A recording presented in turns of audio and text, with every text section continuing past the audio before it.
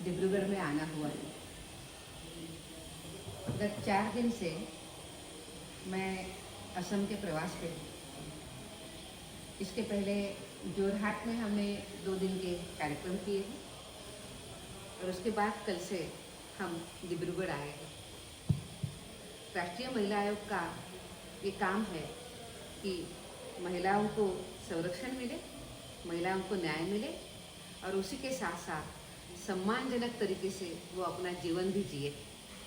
इन सभी विषयों पर ध्यान देना ये राष्ट्रीय महिला आयोग का काम है और इसी क्रम में हम अलग अलग कार्यक्रम करते रहते हैं।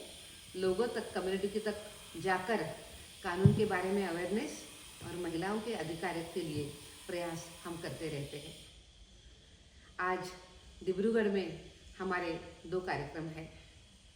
आज अभी आपने देखा होगा कि डिब्रूगढ़ में असम क्या पूरे देश में सबसे ज़्यादा अगर चाय की बागवानी कही है तो वो डिब्रूगढ़ में है।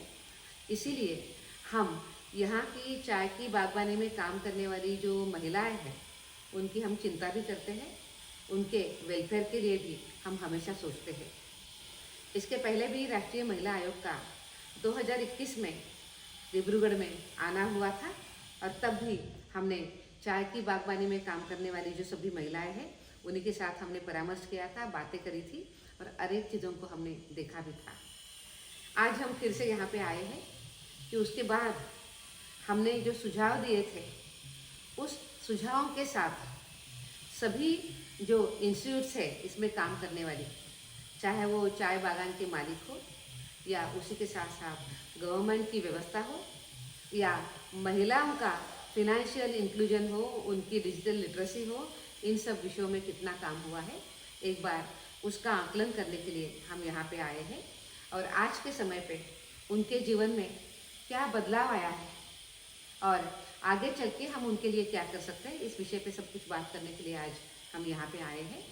आज सुबह ही मैं कुछ चाय बागानों में गई थी और वहाँ पे काम करने वाली जो महिलाएं हैं उनके साथ मैं फील्ड पे प्रत्यक्ष जाके बात करके आई हूँ और आज मैंने यहाँ पे वही सभी काम करने वाली महिलाएं, उन्हीं के साथ साथ जो चाय बागान के मालिक हैं वो NGOs, उसी के साथ साथ गवर्नमेंट की जो व्यवस्था काम करने वाली हमारी आंगनबाड़ी सेविकाएँ, उन्हीं के साथ साथ आशा बहनें, इनकी सभी के साथ आज मैंने बात करनी है। कुछ चीज़ें मुझे ज़रूर कहनी है कि कुछ प्रॉब्लम्स उन्होंने हमें आज यहाँ पे बताई है। मुझे चिंता है कि जो सिकल सेल जो है, एनीमिया है, इसके बारे में हमें बहुत ज़्यादा अवेयरनेस करने की ज़रूरत है। सरकार इस विषय पे काफ़ी काम कर रही है पर इसके साथ साथ पूरे सामाजिक संगठनों ने भी साथ में जुड़कर आगे आके काम करने की बहुत ज़्यादा ज़रूरत है। वैसे ही ये भी देखा जा रहा है कि टीबी भी यहाँ पे बहुत ज़्यादा है तो उसके लिए भी चिंता ज़रूर है। आज मैंने कुछ देखा कि 8 महीने की गर्भवती महिलाएं भी काम कर रही है। इन सभी महिलाओं के लिए विशेष सुविधा देनी भी ज़रूरी है। सरकार की तरफ से प्रधानमंत्री मातृवंदना योजना, जननी सुरक्षा योजना, ऐसी योजनाएं चलती है, उसका लाभ भी उनको मिल रहा है पर उसी के साथ साथ थोड़ा सा उनको आराम हो काम के लिए, इसीलिए उन चाय बागवानों में उनको थोड़ा सा काम में बदलाव कर देने की ज़रूरत है क्योंकि 7, 8, 9 महीने की गर्भवती महिला वो काम नहीं कर पाती है जो नॉर्मल महिला काम कर पाती है। बच्चे के हेल्थ के ऊपर भी असर आता है।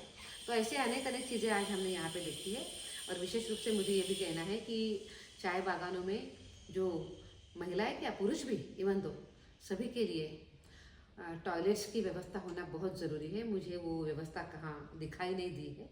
ये तो बहुत ज़रूरी चीज़ें हैं। हम आग्रह करेंगे उन सभी व्यवस्थाओं को, उन सभी इंस्टीट्यूट को कि वो इसका कंप्लायंस ज़रूर करें। आज ऐसे अनेक विषयों को लेकर हम यहाँ पे आए हैं।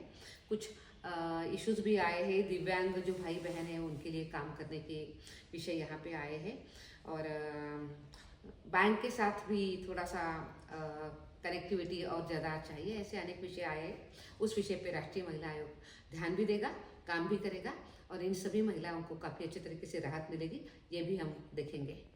एक बात ज़रूर कहनी है कि इसके साथ साथ महिलाओं के साथ जो हिंसा हो रही है, जो मारपीट हो रही है, ये भी हमारे लिए चिंता का विषय है। बाल विवाह अब तो बहुत से रुक गए हैं। असम में काफ़ी अच्छा कंट्रोल बाल विवाह पे कर लिया है पर जो भी थोड़े बहुत हो रहे हैं उसको भी हमें रोकने की ज़रूरत है। इन सभी विषयों पर कमीशन काम करेगा।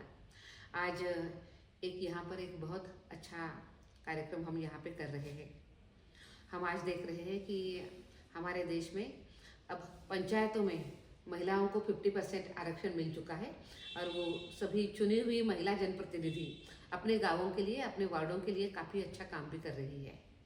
अगर इनको अच्छे तरीके से हम ट्रेन करते हैं तो वो और अच्छे तरीके से अपने गांवों की सेवा कर सकती है और सरकारी योजनाओं का लाभ अपने गांवों को दे सकती है।